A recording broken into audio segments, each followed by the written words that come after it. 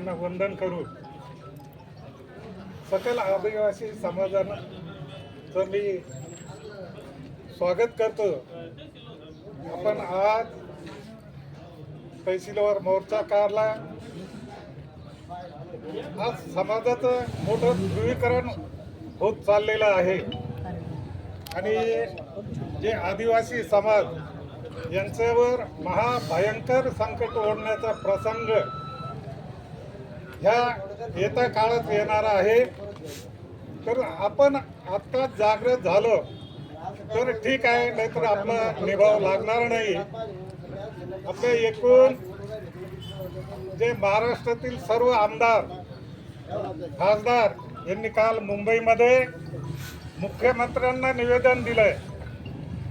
त्यांनी सांगितलेलं आहे का अनुसूचित जमातीमध्ये एका समाजाला आम्ही समाविष्ट करणार नाही, परंतु ही धूर्त खेळी हे राजकारते खेळतील।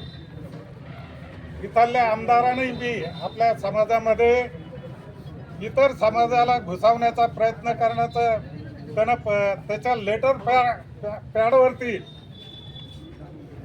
लेखी मुख्यमंत्र्यांना कळवलेलं आहे।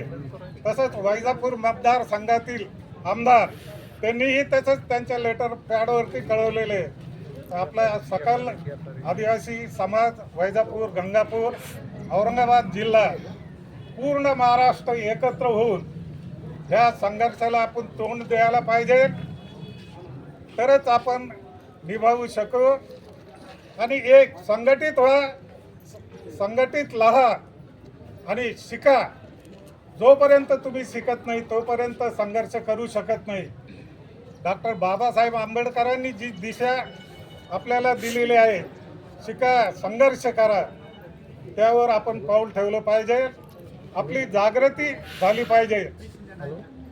आपल्या बांधवांना तुम्हाला माहिती नसेल, आपल्या समाजामध्ये 1,20,000 लोकांनी घुसखोरी केलेली आहे।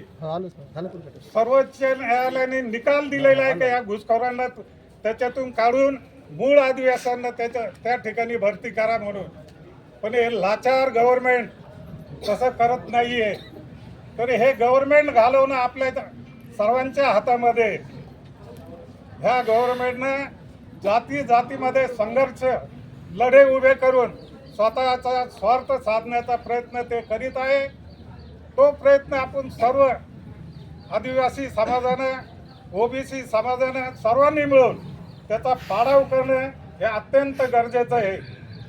जर हा त्यांचा पाडाव केला नाही तर पुढील काळ आपल्याकरता